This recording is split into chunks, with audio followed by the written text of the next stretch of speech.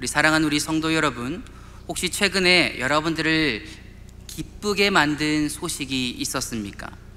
이 중에 아마 뜨거운 연애를 하고 있는 우리 형제 자매들도 있으리라 생각합니다.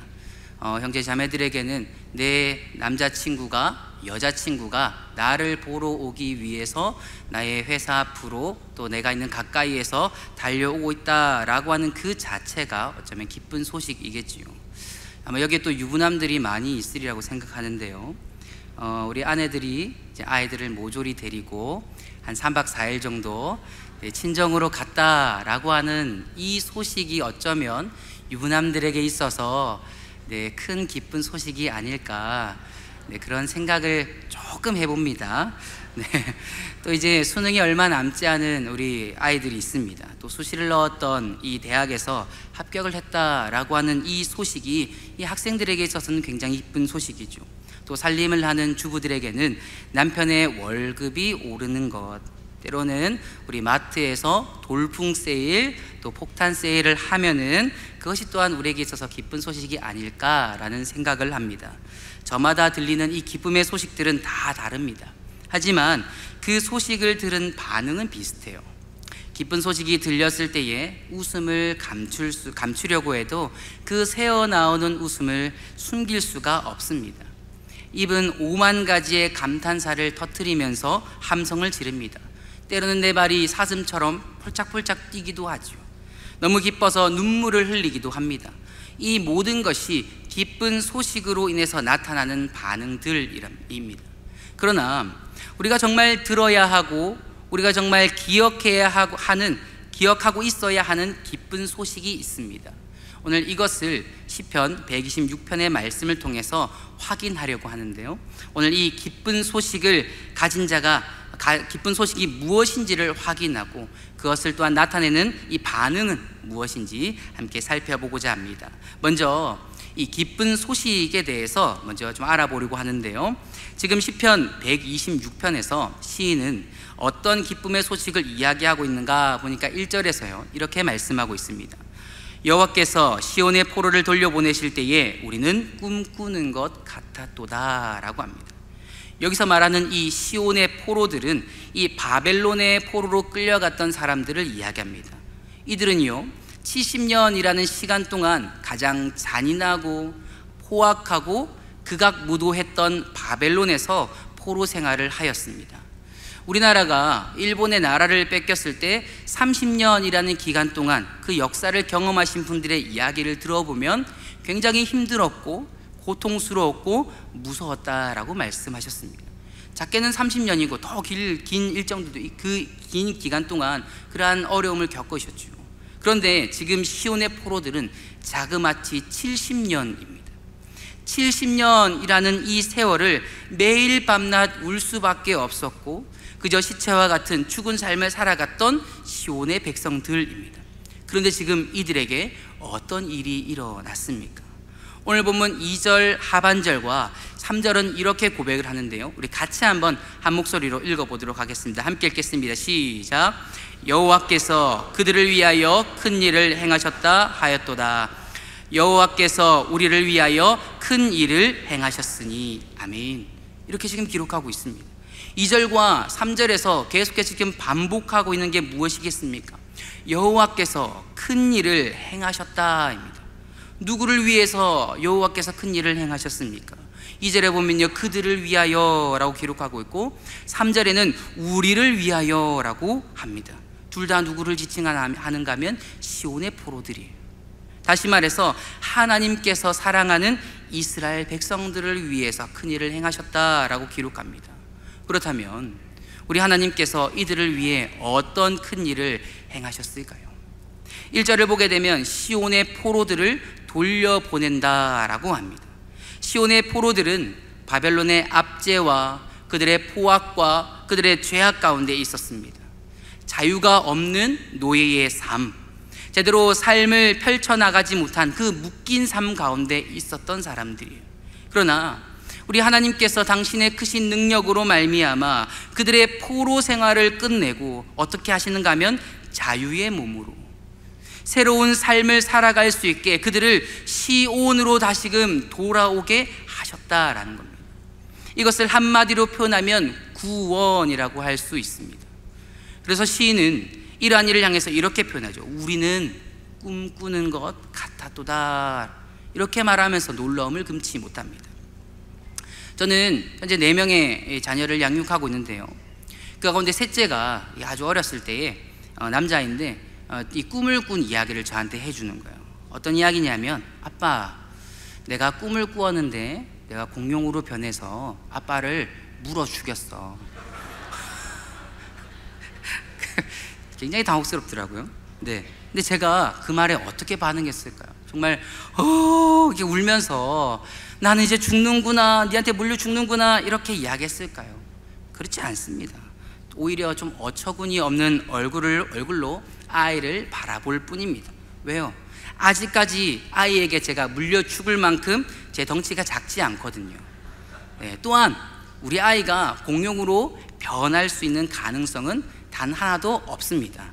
단순히 그냥 장난꾸러기로 망나니처럼 다닐 수는 있지만 공룡으로 변할 일은 전혀 없기 때문에 그렇습니다. 다시 말해서 이런 일은 도무지 일어날 수 없기에 그저 그 아이를 바라볼 뿐이었습니다. 오늘 읽은 본문에서 우리가 꿈꾸는 것 같도다 라고 하는 말이 이와 같습니다.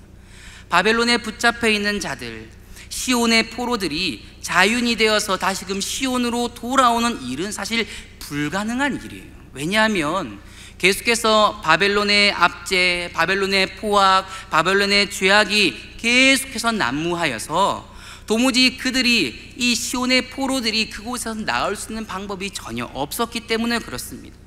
바벨론에서 나오는 것은 우리가 옛날 많이 이야기한 것처럼 코끼리를 냉장고에 집어넣는 것과 같이 불가능한 일이다라는 거예요.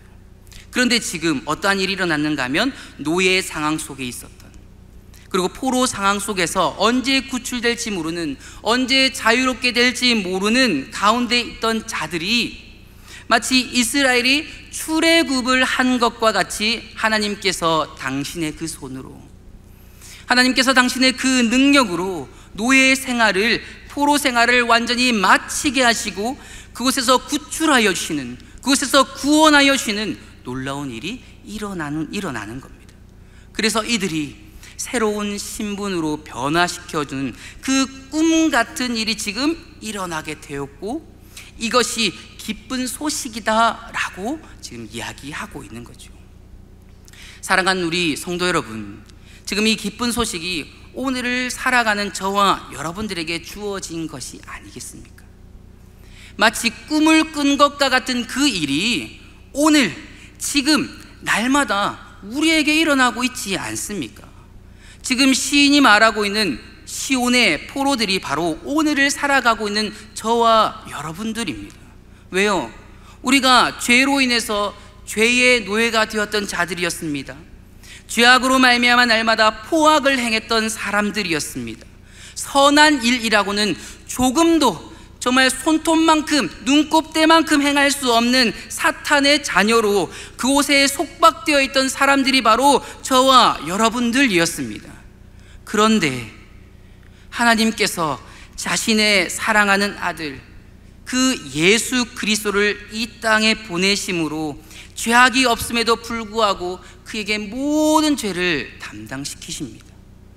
사람들에게 손가락질 받을 필요가 없음에도 불구하고 세상 사람들로부터 온갖 손가락질과 모욕과 온갖 육체적 고난을 당하십니다. 그뿐이겠습니까? 제자들의 배신도 경험하고요, 가장 큰 하나님 아버지로부터의 외면까지 당하게 됩니다. 왜요? 이 일로 말미암아 저와 여러분들에게, 하나님께서 가장 사랑하는 저와 여러분들에게 기쁜 소식을 주기 위해서라는 겁니다. 우리를 사랑하시는 예수님께서 이 일을 당하심으로 우리에게 어떤 꿈 같은 일이 일어났습니까? 죄로 죽어야 하고 영원한 형벌 속에 있어야 할 사람들이 하나님의 사랑을 받는 사람들이 되었다라는 거예요. 저와 여러분들이요, 영원히 그냥 죽음 가운데 있어야 되는데, 진노의 자녀 가운데 있어야 되는데 하나님의 자녀가 되었습니다. 하나님께서 저와 여러분들에게 새로운 신분을 주셨고 더불어 하나님께 나아갈 수 있는 담력을 주셨다라는 거예요. 어떻게 이런 일이 일어났습니까? 하나님의 큰일, 다시 말하면 예수 그리스도의 능력으로 말미암아 우리에게 주어졌기 때문에 그렇습니다. 그렇기에 우리 사랑하는 성도 여러분, 여기 있는 저와 여러분들이, 여기 있는 모두가 이러한 기쁜 소식을 가진 자라고 하는 이 사실을 날마다 붙들며 이것으로 말미암아 감사하고 기뻐하는 저와 여러분 될 수 있기를 진심으로 축복합니다. 사실 세상에 나를 기쁘게 하는 수많은 일들 굉장히 많이 있습니다. 그러나 우리는 세상의 어떠한 기쁨의 여러 가지 조건들로 말미암아 기쁨이 우리에게 충만한 것이 아니라 이 하나님의 큰 일로 말미암아 나타난 이 근본적인 변화, 신분의 변화, 하나님께서 베풀으신 그 한량없이 주어진 은혜가 나에게 주어짐으로 항상 기뻐하는 그러한 저와 여러분 될 수 있기를 진심으로 소망합니다. 우리 그런 의미로 우리 옆에 있는 우리 성도님들과 함께 이렇게 인사했으면 좋겠습니다. 당신은 하나님의 기쁜 소식을 가진 자입니다. 우리 같이 한번 인사할까요? 네, 당신은 하나님의 기쁜 소식을 가진 자입니다. 네, 그렇습니다. 저와 여러분들이요, 그러한 기쁜 소식을 가진 자라는 거예요. 그러면 이런 기쁜 소식을 가진 우리들이 나타내야 할 반응은 무엇인지 두 가지로 좀 살펴보려고 하는데요. 첫 번째가 뭐냐면요, 기쁜 소식을 가진 자들은 그 입이 찬양으로 넘치게 된다라는 거예요. 오늘 보면 2절과 3절을 보게 되면 이 구원의 기쁜 소식이 구원의 기쁜 소식, 그러니까 꿈만 같은 일이 일어나 입에 웃음이 가득합니다. 잠깐 이렇게 미소 짓고 끝나는 게 아니라 계속해서 끊임없이 웃음이 가득합니다. 가만히 있어도 웃음이 절로 나옵니다. 감추려고 해도 그 감출 수가 없습니다. 이뿐이겠습니까? 혀에는 찬양이 가득해요. 기쁜 소식으로 말미암아 하나님을 향한 찬송의 소리가 멈추지 않습니다. 그래서 온 땅에 열방에 보란 듯이 막 외쳐요. 여호와께서 우리를 위해서, 여호와께서 우리와 함께 큰 일을 행하셨다. 그 기쁨 가운데 소리칩니다. 이러한 비슷한 외침이 과거의 출애굽 때에 이 큰 역사를 행하셨을 때도 마찬가지로 울려 퍼졌습니다. 출애굽기 15장에 보면요, 모세와 미리암이 홍해 가운데 애굽 군대가 몰살이 되고 애굽에서 탈출을 보면서 이 큰 일을 행하신 하나님을 찬양했습니다. 어떻게 해요? 말과 그 탄자를 바다에 던지신 여호와는 높고 영화로운 분이십니다. 그분은 나의 힘이시고 나의 노래이시고 나의 구원이십니다. 나는 그 하나님만 높입니다. 춤추며 소고치며 찬양하는 그 모세의 소리가 이 출애굽기 15장에서 가득하고 있습니다. 마찬가지로 지금 시편 126편의 시인도 이 바벨론 포로에서의 구원을 기뻐하며 감격에 차서 지금 찬송하고 있는 것이죠. 여기서 찬송이라고 하는 것은요, 단순히 그냥 멜로디를 붙여서 노래를 말하는 것이 아닙니다. 노래가 아니라 외침이에요. 말하지 않으면 도무지 참을 수 없는 외침이라는 겁니다. 그렇다면 어떤 외침이겠습니까? 앞에서 이야기한 대로 큰 일을 나타내신 하나님을 향한 외침이라는 거예요. 하나님이 우리에게 이러한 일을 행하셨다. 하나님께서 우리에게 이러한 은혜를 베푸셨다. 하나님께서 이렇게 하셨다라고 하는 하나님을 향한 외침이 바로 찬양이라는 거예요. 기쁜 소식이 가득하면 그 외침을 하지 않으려고 해도 할 수밖에 없다라는 거예요. 제가 이전에 사역했을 때요, 이 교회에서 차량 운행을 한 적이 있었습니다. 근데 한창 이제 음식 관련해서 이렇게 뒤에서 우리 권사님들과 집사님들이 이야기를 하고 있었어요. 그 중에서 우리 한 권사님께서 음식 레시피에 관해서 이야기를 했습니다. 내가 이거 먹으니까 진짜 맛있더라. 내가 이 레시피 진짜 귀중한 건데 이걸로 하니까 진짜 맛있더라 라고 하면서 어떻게 하냐면 그 레시피를 공유하는 거예요. 같이 이제 있던 우리 그 차 안에 있던 분들에게 공유하는 겁니다. 왜냐? 내가 먹어보니까 너무 맛있으니까요. 그래서 저 사람도 또 먹어보면 좋겠다라고 생각하는 겁니다. 이것이 바로 기쁜 소식을 가진 자의 반응이라는 거예요. 하나님께서 나에게 나타내신 그 일이 굉장히 크기 때문에 그 기쁨이, 그 은혜가 내게 주어졌기에 내가 할 수 있는 게 무엇이겠습니까? 하나님 찬양하는 거예요. 하나님 자랑하는 겁니다. 하나님 높이는 거예요. 하나님을 외치는 거예요. 사랑하는 우리 성도 여러분, 이제 사실 새생명주일이 일주일 앞에 이제 두었습니다. 지금 이 시점 속에서 우리가 해야 되는 것 하나입니다. 사실 우리가 교회 자랑할 수 있습니다. 우리가 교회에만 맛있는 밥이 있다라는 것 자랑할 수 있습니다. 우리 담임 목사님 말씀 굉장히 좋고 얼굴 굉장히 준수하고, 그죠? 왜 웃으시죠? 진실이지 않습니까? 그죠? 잘생긴 외모 자랑할 수 있습니다. 그러나 이것은 수단으로 사용하는 것이지 기쁜 소식을 가진 저와 여러분들의 입에서 나와야 하는 것은 오직 하나님 찬양하고 하나님 자랑하는 것임을 잊지 않으시기 바랍니다. 그래서 내가 하나님으로 인해서 이 기쁨이 넘친 것처럼 주님, 저들의 입가에 하나님의 말, 하나님으로 말미암아 미소가 나타날 수 있도록 그 혀가 찬양으로, 그 찬송으로 변하는 놀라운 역사가 있도록 기도하심으로 우리 남은 시간 동안 내가 작정한 부들이 이곳에 나와서 하나님의 말씀을 듣고, 그래서 그들의 입술에서 다시금 하나님을 자랑하고 찬송하는 그 일을 경험하는 저와 여러분 될 수 있기를 진심으로 축복합니다. 두 번째로는요, 기쁜 소식을 가진 자들은 눈물을 흘리며 씨를 뿌리는 일을 포기하지 않습니다. 이 하나님의 큰 일로 말미암아 기쁜 소식을 소유한 시인은요, 4절에 이렇게 고백을 합니다. 제가 읽어드리겠습니다. 여호와여, 우리의 포로를 남방 시내들 같이 돌려 보내소서. 여기서 이야기하는 이 남방은요, 유다의 남쪽 지역으로요, 1년 내내 비가 내리지 않아서 굉장히 황폐한 곳을 이야기합니다. 그런 곳에 시내가 흐르는 것처럼 우리의 포로들을 돌려보낼 것을 이제 이야기하는 거죠. 무슨 의미겠습니까? 이 메말랐던 남방의 시내들이 하늘에서 내리는 비로써 물이 차서 이제 강이 된 것처럼 하나님의 은혜를 계속해서 부어달라라고는 의미입니다.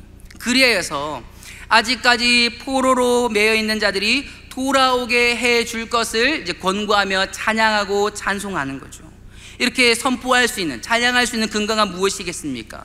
바로 하나님의 큰 일, 다시 말해서 이 기쁜 소식을 기억하며 선포하고 기대하고 기도하며 찬양하고 있는 것입니다. 그래서 시인은 5절과 6절에요, 이렇게 말씀하는데 우리 같이 한번 5절과 6절을 읽어보도록 하겠습니다. 5절과 6절입니다. 함께 읽겠습니다. 시작. 눈물을 흘리며 씨를 뿌리는 자는 기쁨으로 거두리로다. 나가는 자는 반드시 기쁨으로 그 곡식단을 가지고 돌아오리로다. 아멘. 이 지금 두 절은요, 말을 점점 강하게 반복하고 있는데 그 이유는 중요하기 때문에 그렇죠. 무엇을 강조하고 있는가 하면 과거 바벨론의 포로에 있던 백성들이 다시금 포로의 땅에서 그 슬픔 때문에 눈물을 흘리며 사실 씨를 뿌리며 장사했습니다. 장사하고 일했어요. 하루하루 일상의 고생의 연속이었습니다. 울면서 그 뿌렸던 씨앗이었지만 추수 때가 되어보니까 그들은 하나님의 큰 일, 그 기쁜 소식으로 말미암아 어떤 일이 일어났는가? 자유의 몸이 되었습니다. 더 이상 포로가 아니에요. 자유의 몸으로 하나님께서 주신 그 기쁨 가운데 볏단을 수확하면 되는 거예요. 다시 말해서 씨를 뿌리는 수고와 이 고생의 눈물은 결국 무엇으로 돌아오게 되는가 하면 수확의 기쁨으로 되돌아온다라는 거예요. 그래서 이제 이런 일이 남아있는 포로들에게 일어날 것이라고 할 것을 5절과 6절에 확신하고 있는 거죠. 눈물을 흘리며 씨를 뿌리는 자는 기쁨으로 단을 거두리로다. 울며 씨를 뿌리러 나가는 자는 정녕 기쁨으로 그 단을 가지고 반드시 돌아오리로다. 이런 확신을 가지고 가는 거죠. 그러면 여러분들에게 묻습니다. 여러분들은 지금 내가 작정한 이 VIP를 위하여 눈물로 씨를 뿌리고 있습니까? 눈물로 복음의 씨를 뿌리고 있습니까? 눈물로 그들을 섬기고 눈물로 그들을 초청하기 위해 애를 쓰고 있습니까? 죄송한 말씀이지만 우리는 눈물을 흘리는 것도 씨를 뿌리는 것도 생각보다 그리 원하지 않습니다. 그저 수확된 단을 거두는 것만 원합니다. 여전히 죄의 노예로 사망의 포로로 있는 그들의 강팍함에, 또 그들의 거절에, 또 그들의 멸시에, 그들이 주는 여러 어려움으로 인해서 눈물을 내가 흘리는 것, 내가 씨를 뿌리는 것을 포기해 버립니다. 그래서 눈물도 내가 아니라 오히려 그냥 다른 사람이 흘리기를 원하고, 씨도 내가 아니라 다른 사람이 뿌리기를 원하고 있습니다. 이처럼 우리는 하나님께서 주신 이 기쁜 소식을 가졌음에도 불구하고 인간의 연약함을 핑계로 눈물 흘리며 씨를 뿌리는 일, 복음을 전하고 전도하는 일을 감당하는 것을 그리 원하고 있지 않는다라는 거죠. 그러나 여러분, 우리가 다시금 생각해 보아야 되는 게 있습니다. 우리가 눈물을 흘리며 씨를 뿌리는 일을 감당할 수밖에 없는 이유가 있습니다. 그 이유는 저와 여러분들이 하나님의 아들 예수 그리스도께서 저와 여러분들을 향해서 포기하지 않고 눈물을 흘리시고 포기하지 않고 씨를 뿌리셨으며 지금도 그렇게 하고 있기 때문에 우리도 마찬가지로 포기해서는 안 된다라는 겁니다. 다시 말해서 예수님께서는 하나님과의 관계가 단절되는 그 최악의 고통 가운데 피 눈물을 흘리시면서까지 십자가의 고통을 끝까지 참으셨습니다. 우리의 죄악과 우리의 슬픔을 거두어 주시기 위해서 오히려 예수님께서 죄악과 슬픔을 포기하지 않고 모두 짊어지셨습니다. 저와 여러분들이 당해야 할 수치와 저와 여러분들이 당해야 할 그 부끄러움을 우리 예수님께서는 포기하지 않으시고 끝까지 참고 짊어지셨습니다. 그리고 예수 그리스도께서 하늘의 밀이 되어 땅에 떨어져 죽으시기를 포기하지 않으셨습니다. 그것으로 말미암아 어떠한 일이 일어났습니까? 하늘의 밀이 떨어짐으로 나라고 하는, 하늘의 밀이 떨어짐으로 우리라고 하는, 하늘의 밀이 떨어짐으로 사직동 교회라고 하는 놀라운 열매, 놀라운 기쁨의 단을 수확하지 않았습니까? 이런 일이 지금 나에게만 일어나고 있습니까? 그렇지 않습니다. 이전에도 지금도 앞으로도 그 일을 나타내시며 여전히 포로된 그 백성들을 구원하시기 위해 지금도 일하고 계신 분이 바로 우리 구주 예수 그리스도입니다. 사랑하는 우리 성도 여러분, 우리는 이러한 이유를 기억하며 죄의 노예, 사망의 포로로 여전히 고통받고 있는 가족과 친지와 이웃들, 또 나의 손녀들, 나의 손자들, 나의 자녀들, 수많은 지인들, 그들을 우리가 또 작정하지 않았습니까? 이제 그들을 위해서 우리가 해야 될 것은 눈물로 씨를 뿌리는 일입니다. 때론 내가 조금 손해보는 일이 있어도, 때론 내가 희생해야 되는 일이 있어도 우리는 눈물로 씨를 뿌려야 합니다. 그들을 위해서 눈물을 흘려야 합니다. 그래서 내게 주신 이 기쁜 소식을 그들도 맛볼 수 있도록 그 영혼들을 위해서 눈물로 기도하며 수고하고 애쓰는 저와 여러분 될 수 있기를 진심으로 축복합니다. 더불어 그들도 하나님의 그 큰 일로 말미암아 새로운 신분으로 변화된 삶을 살아갈 수 있도록 그들에게 예수 그리스도를 전하는 이 수고, 눈물을 흘리는 이 수고를 감당할 수 있는 저와 여러분 될 수 있기를 진심으로 축복합니다. 사랑하는 여러분, 이제 마지막으로 6절을 함께 읽었으면 좋겠는데요. 6절 함께 읽을까요? 함께 읽겠습니다. 시작. 울며 씨를 뿌리러 나가는 자는 반드시 기쁨으로 그 곡식단을 가지고 돌아오리라. 아멘. 여기서 중요한 것은요, 반드시라는 겁니다. 반드시. 복음의 기쁜 소식을 지닌 우리들이 하나님을 찬양하고 그 자랑하는 입술을 나타내면, 또한 우리가 울며 씨를 뿌리면 우리에게 어떠한 일이 일어나는가? 하나님께서 나에게 기쁜 소식을 주신 것과 같이 우리가 작정한 VIP에게도 그 기쁜 소식을, 하나님의 큰 일을 반드시 나타내십니다. 이번에 내가 작정한 VIP가 또 오지 않는다라고 하는 절망적인 소식을 들으셨습니까? 그렇다 하더라도 단을 거두는 것을 포기하지 마십시오. 또한 씨를 뿌리는 것을 포기하지 마십시오. 이번에 오지 못한 것은 하나님의 때가 아니기 때문입니다. 곡식이 아직 덜 익었기 때문이기에 우리가 포기하지 않는다면 하나님의 그 기쁜 소식으로 말미암아 그 기쁨의 단을 반드시 수확할 수 있습니다. 이를 위해 눈물로 씨를 뿌리는 그 일, 우리 포기하지 마시고 여러분들의 눈물로 씨를 뿌리는 그 수고로 말미암아 이 새 생명 주일이 정말 복음을 알지 못한 자들에게 기쁜 소식이 들려져서 하나님께서 베푸신 천국 잔치, 은혜의 잔치, 생명의 잔치가 될 수 있기를 진심으로 축복합니다.